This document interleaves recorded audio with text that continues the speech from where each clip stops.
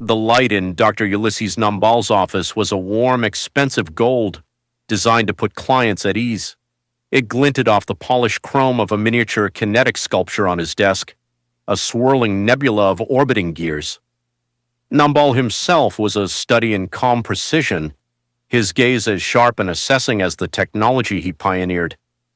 He was a troubleshooter, a man hired to fix problems too complex or too delicate for ordinary hands.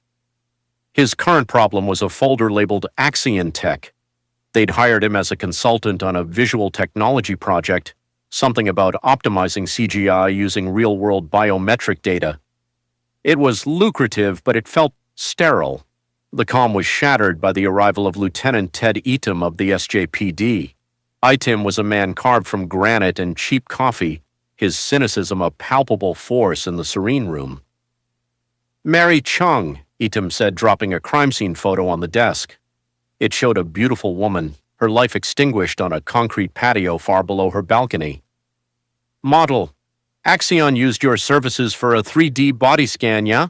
We're calling it a suicide. Something feels off." Nambal confirmed his company, Nambal Innovations, had performed the scan. As they spoke, his secretary buzzed in, her voice tight. "Dr. Nambal, I'm running the weekly backup, but the files for the Axion project are gone. Specifically the scans of Miss Chung and several others. It's like they were never here." Eatum's eyes narrowed. "Convenient." He left with a warning to stay available. Nambal's mind was racing. Data didn't just vanish from his secure servers. His thoughts were interrupted by his next appointment.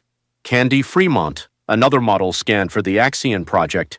She was all sunshine and easy confidence, here for a final follow-up. She was followed by a ghost. Lena Cassidy was a whisper of the woman in her scan. Her eyes were wide, darting, her hands trembling. "You have to delete it," she begged, her voice cracking. "The scan, give it to me, destroy it, I don't care. They're killing the perfect ones. Mary, she wasn't the first. The computer picks us, and then we fall." Nambal tried to soothe her, his professional calm masking a growing dread. As she left in a hurry, she forgot her purse. Nambal picked it up, intending to call her back. Inside, nestled beside lipstick and keys, was a confidential memo from Axion Tech. Subject: Project Nomad Phase 12 termination. Driven by a sudden, urgent need to return it, he drove to her apartment. As he looked up at her window, a brilliant, silent flash of white light erupted from behind her glass. A moment later, the window slid open, and Lena Cassidy stepped out into nothingness. And on her balcony, just for a second, stood a man, silhouetted against the interior light before melting back into the shadows. Nambal's blood ran cold. Perfect models, flashes of light. They fall. He thought of Candy Fremont's sunny, oblivious confidence. She was next. He needed to keep her safe and close. He invited her as his guest to a lavish fundraising dinner held by Titus Reston, the billionaire behind Reston Industries, Axion's parent company. There, Reston, a man with a smile as polished as his watch, introduced him to the head of Axion, Dr. Bella Ling. She was cool, composed, an ice queen in a lab coat. "A minor visual tech experiment," she explained smoothly, sipping champagne. "We used facial measurements for next-gen advertising avatars. The project was recently concluded. A shame about those girls. The pressure of their industry, I suppose." Nambal didn't believe a word. He brought Candy back to his hyper-secure residence. She expected charm, seduction. He gave her a guest room with a reinforced door and a direct line to his private security. The next day, he accompanied her to a commercial shoot. She was flustered, missing her marks again and again. From a bank of monitors, Axion technicians watched. One turned to Bella Ling. "The motion data is too inconsistent. We'll complete it with the CGI asset. Miss Fremont, you'll need to come to Axion for the final data sync." At the Axion laboratory, Candy was placed inside a full body scanner. As the lasers mapped her every curve, Bella tested Nambal's eyes with a tracking program. The results flashed on her screen. His focus was consistently on the model, not the product. The computer deemed them visually perfect in stills, Bella murmured, a hint of clinical fascination in her voice. But in motion, their scores fluctuated, flaws in the human software. From a sealed lab door down the hall, stenciled with CNP-12, Numball saw another one of those blinding flashes. He flinched. What's in there? A discontinued project, Bella said, tapping a keycard on her hip. My clearance doesn't even grant access. Her lie was effortless. Numball's was better. On his way out, he bumped into a technician, his fingers deftly liberating the keycard from the man's pocket. He took Candy to her parents' house, a supposed safe haven. Returning to his empty home, he was ambushed. The man from Lena's balcony was there, holding a device that looked like a stylized, futuristic pistol. It emitted a series of precise, rhythmic light flashes. Numball's world dissolved into a warm, fuzzy blankness. Click. He was standing in his kitchen dot. The clock on the oven showed 3 hours had passed. He remembered nothing. When Candy returned that night, he told her everything. They drove back to Axion, the stolen keycard granting them access to the CNP-12 lab. The walls were lined with technical manuals. Numball's eyes scanned one. Device CNP-12 Cerebral Nomad platform. Function light ocular-oriented kinetic emotive responses. Utilizes high-intensity light to induce trance states for neural mapping, memory editing, and behavioral implantation. It was a brainwashing tool. They weren't just scanning the models, they were programming them, trying to create perfect, compliant human puppets for their CGI. And the flawed ones, the ones whose minds fought the implantation, were being sanitized, erased. The attacker found them. He raised the CNP-12 gun. Numball, acting on pure instinct, snatched a pair of mirrored sunglasses from a lab bench and held them up. The blinding flash reflected back onto the assailant. He froze, seized by his own weapon's trance, and crumpled to the floor. But their victory was short-lived. The next morning, at Numball's office, the man and his accomplices crashed in. They overpowered Numball and kidnapped Candy. A frantic chase ensued through the streets of San Jose. Numball, driving like a man possessed, was finally run off the road. His car wrecked. He escaped on foot, his mind his only weapon. He stowed away on a Reston Industries security truck, slipping into the beast's belly. He arrived at the headquarters during a massive gala. On a giant stage, Titus Reston was addressing a dazzled audience. "The future of advertising is here," he boomed. "Why hire temperamental, imperfect humans when we can create perfect, eternal ones?" Behind him, a screen flickered to life. It was Candy Fremont, more radiant than ever, selling perfume with impossible grace. It was flawless CGI. In a control booth overlooking the stage, Bella Ling operated the console, and tied to a chair beside her was the real Candy, a living template for her own digital replacement. As Bella stepped away from the console, the assassin from the lab entered the booth. Seeing a figure moving near the console, he raised a suppressor-equipped pistol. He fired, hitting Bella Ling square in the chest. He'd mistaken her for Numball.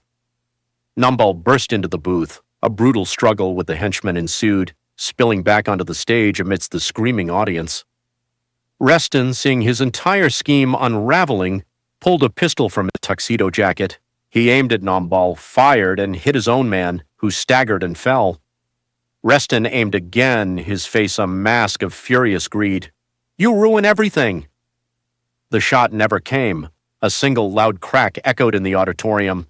Lieutenant Ted Eatum, who had been doggedly following the chaos Numball left in his wake, stood at the back of the hall, service pistol held steady.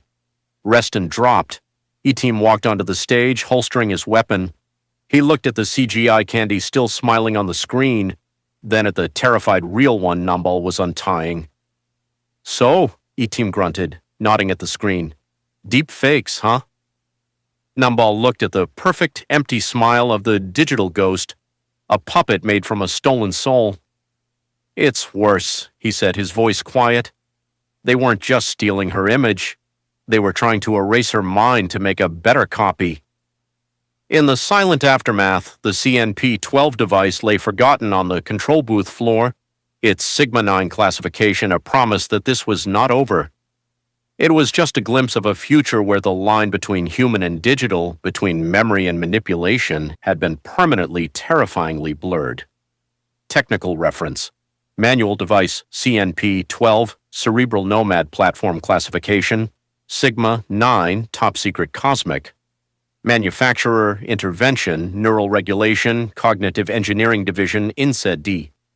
Document ID DINC TRM 12, 7.4a1.0 overview. The CNP 12 Cerebral Nomad is a dual waveform neuro interface system designed for precision, non-invasive cognitive management.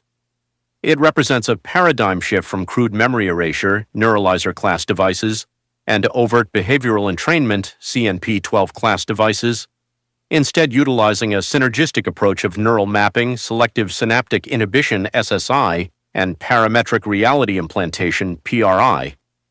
The platform allows the operator to not only erase memories but to map a subject's neural pathways, edit specific experiential data, and implant complex sustainable behavioral paradigms or entirely new memories, all while the subject remains conscious and interactive.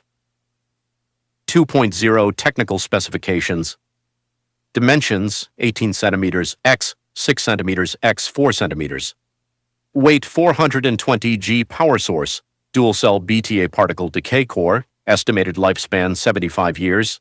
Interface biometric grip, palm print DNA sequence lock, Neuralink headset for operator feedback. Core system quantum biometric processor with heuristic algorithmic learning, ADLI HAL. Module 3.0 Operational capabilities. The CNP-12 operates via a two-stage process. Stage 1 Neural cartography. The device emits a low-frequency delta scan beam.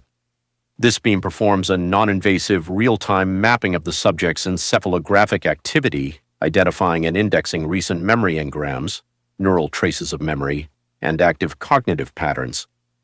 Stage 2 Targeted application, operator selectable. Based on the neural map, the operator selects from three primary function modes: Mode 01, silhouette, memory editing. Function: the device projects a tuned theta wave pulse coupled with a coherent light pattern. This pulse induces a temporary hypersuggestible state and selectively inhibits the synaptic connections of the targeted engrams. Effect: the designated memory is not merely erased, but is disassembled at a neurological level. The operator then uses verbal cues to provide a parametric reality implant, PRI, a plausible, benign narrative that the subject's mind automatically adopts to fill the cognitive gap. The result is seamless and permanent. Mode 02, Architect, behavioral implantation. Function: utilizing the neural map, the device identifies key behavioral nodes. It then employs a multispectral light and sonic sequence, a vastly refined CNP-12 technique, to entrain the subject's brainwaves and open neural pathways for suggestion. Effect: the operator can implant specific commands, phobias, or skills directly into the subconscious. Unlike simple hypnosis, these implants are woven into the subject's core personality, making them persistent and difficult to reverse without specialized equipment. Mode 03, Panoptics, perception filtering, GERT. Function: a subtle, continuous emission of micron wave packets that create a localized perception field around the device or a designated object person. Effect: subjects not specifically keyed into the field via a counteragent will subconsciously ignore or fail to focus on the protected element. Their minds will rationalize its presence or create excuses to look away. It doesn't make something invisible, it makes it unimportant to the conscious mind. 4.0 Safety protocols. Ethical constraints. Protocol Theta. The device is biologged to its assigned operator. Unauthorized use results in immediate neural feedback disablement. Protocol Delta. A built-in governor limits the depth of memory alteration to a maximum of 72 hours prior to application to prevent catastrophic personality fragmentation. Ethical Lock. Asimov Protocol. Firmware hard-coded restrictions prevent the direct command of a subject to inflict harm on themselves or others. This protocol can only be bypassed by a unanimous vote of the INSED Oversight Council. Warning: repeated use of Mode 02, Architect, on a single subject can lead to neural plasticity decay, resulting in suggestibility addiction or catatonia. Usage must be logged and monitored. 5.0 Known issues. Issue 12.7a. Subjects with high-functioning synaptic density, for example, savants, certain psychic sensitives, may experience recall echoes, fleeting sensory fragments of erased memories, most commonly triggered by potent olfactory or auditory stimuli. Issue 12.7b. The perception filter, Mode 03, is less effective on children under the age of 7 and certain neurodivergent individuals whose perceptual processing pathways are not yet fully formed or operate on divergent wavelengths. This document is the property of INSEAD. Unauthorized dissemination is punishable by immediate amnesticization and reassignment.